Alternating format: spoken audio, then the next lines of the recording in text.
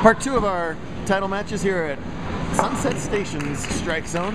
Riley Demspey has a 17-pin lead right now over top seed Zack, while top seed Justin Villa is trailing right now to Stephen Acuff, and will continue to trail with that non-strike right there. Villa's getting 1 pin, but he's trailing on the scoreboard by 20, so he's trailing by 19 if he can convert that tricky little 2-5. Hattori, meanwhile, looking for a double here to close the gap to only 7 pins. Bowled on a tough, short Stockholm pattern here. Bowlers have carved in a little bit further left, but still that outside break point. It's risk-reward. And reward there as he gets the 8-10 to cave in. Villa at his 2-5, has it. That's a nice job. That's a tough spare there. Villa led at plus 41. That doesn't make the cut some days. While Brendan Lindsay was 5th at plus 9 today, so much lower scoring pace. The cut was around 80 down for both divisions today. Earlier in handicap, it was Brendan Lindsay, a winner last month at Nugget, winning round 1 over David Galvin, winning round 2 over Shauna Schultz before Acuff stopped Lindsay in a high-scoring semifinal match. All-important 9th frame over there in handicap. And Villa just blasts the pins down. That would be your rocket to the pocket, folks, over there in handicap.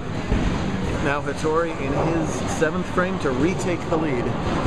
Double working.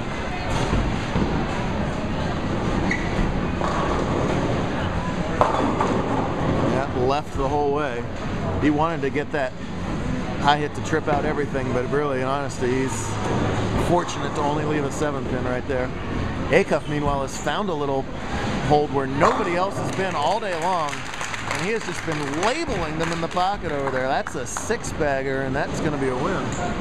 So Stephen Acuff, already the winningest handicap bowler, will notch his 8th career title.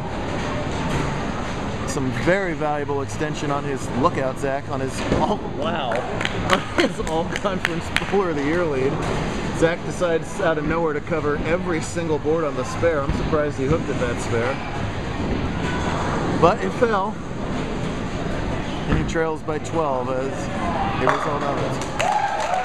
As it's a 7-bagger for Acuff. My goodness. Nobody else has been there all day long. I don't know how that ball is just pushing. And poor Justin Villa is going to bowl a fine game and come up way short here. Steven's going to roll one of the highest games of the tournament, scratch or handicap. Cut 1 or 2 270s today, maybe a 250, not much else besides that. Yep, just a pinch left for Riley too, and the result's going to be a 4-pin. Oh, why didn't that one fall? 87, 117, 256 with the spare for Acuff. Scratch. That'll work. Riley, meanwhile, qualified 2nd today at plus 194. That's solid bowling. 6 out of 8 200 games. As Acuff finishes out.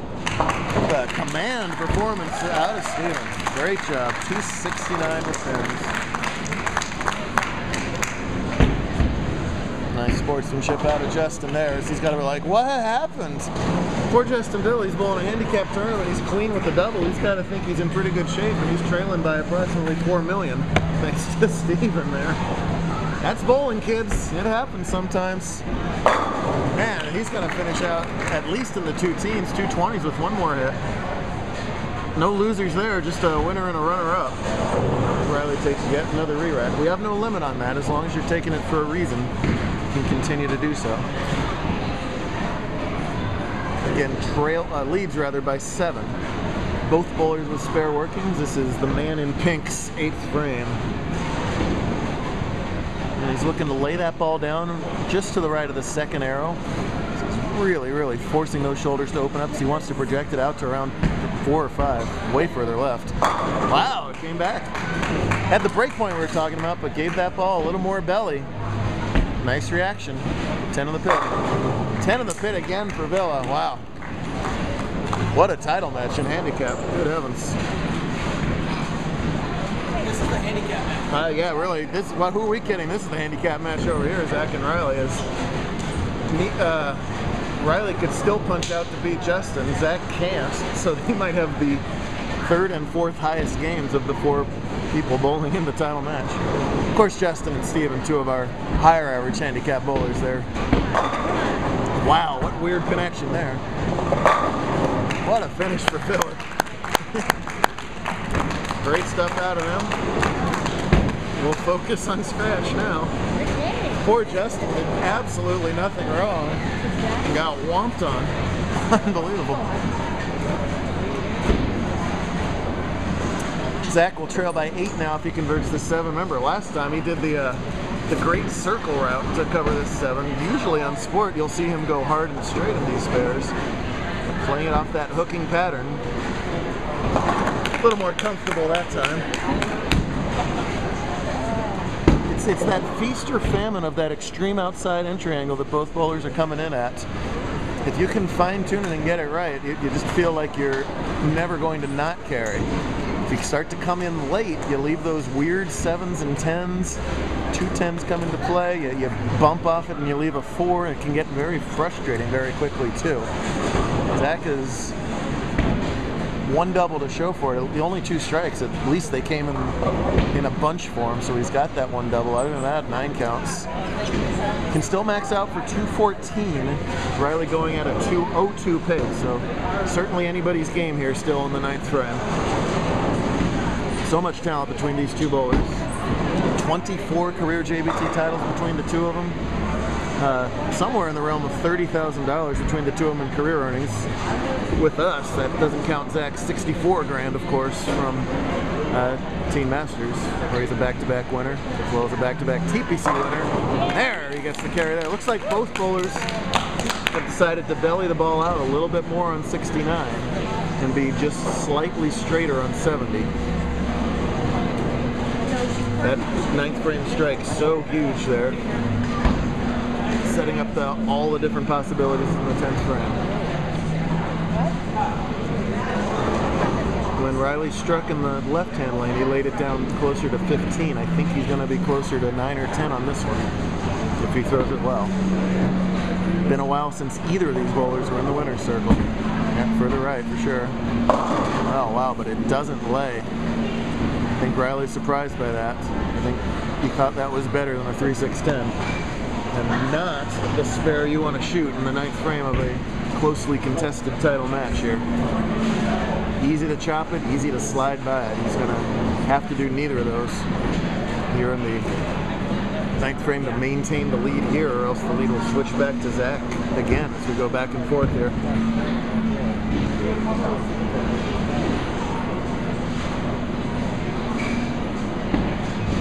See if he goes the full hard and straight at it. He does. That's a nice spare right there. He whiffed that spare in Palm Springs completely back in February to give away a title. Had to be somewhere in the back of your head. You got to put stuff like that out of your mind and just focus on the task at hand, which right now for Riley is to double up here. And really that first ball in the 10th really crucial here because he's leading by 8, but that means he's behind in the count here and working on a spare. You don't want to give up any more count here because that 2 pins is something that Zack could certainly leave short at some point. Will Zack break a 2.5-year winless drought? Will Riley continue to climb up our ladder? We're going to find out here in the 10th frame. Ah, beautiful shot. I think Riley's more comfortable on that left lane. He feels like he's got some misroom to the left. It's amazing when you just have that little mental edge. Suddenly your shoulder loosens up, your arm swing loosens up, you get it to project through the heads better. All those things you have to do on a challenging pattern.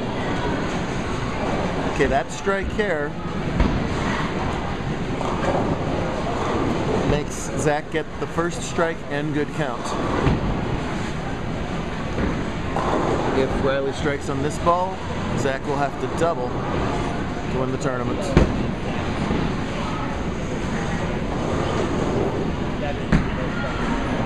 Nice ball. Oh yeah. Beautiful double from Riley there. I think Riley is really happy he got to finish on 69, which incidentally was Zack's choice. sometimes what looks like the right choice at the start of a match doesn't play out that way by the time you get to the 10th frame, as the lanes constantly transition. Brilliant double. Now you really want to fill it up here. That'll force the fill ball to be really good from Hattori too.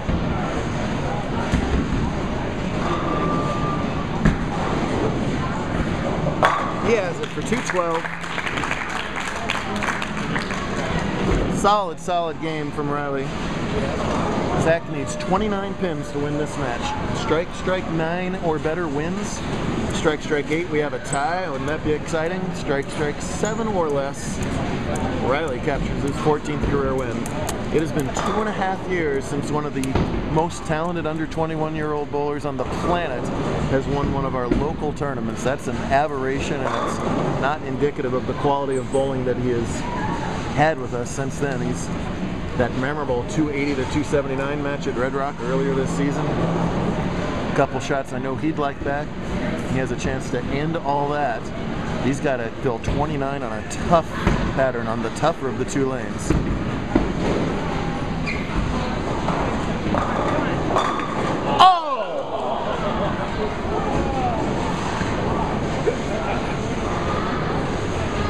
Oh! The crowd's reaction tells the story. My reaction tells the story that you can't throw it any better than that. And bowling's one of the few sports out there where you can't do it any better and not get rewarded. And Zack's body language tells the story. I mean, I'm grateful that he's not right down there physically kicking the 7th pin over. A slam 7th pin denies him. That's heartbreak. Usually the fill ball strikes after that. That is frustrating. I don't think anybody knows what to say to him right there. How can you? Well, Riley Demspey captures the 14th title of his JBT career. I mean, he's had some good breaks and bad breaks in his own career in title matches too, so it all comes around. Zack's going to be back at it tomorrow playing for $1,000 in the Invitational.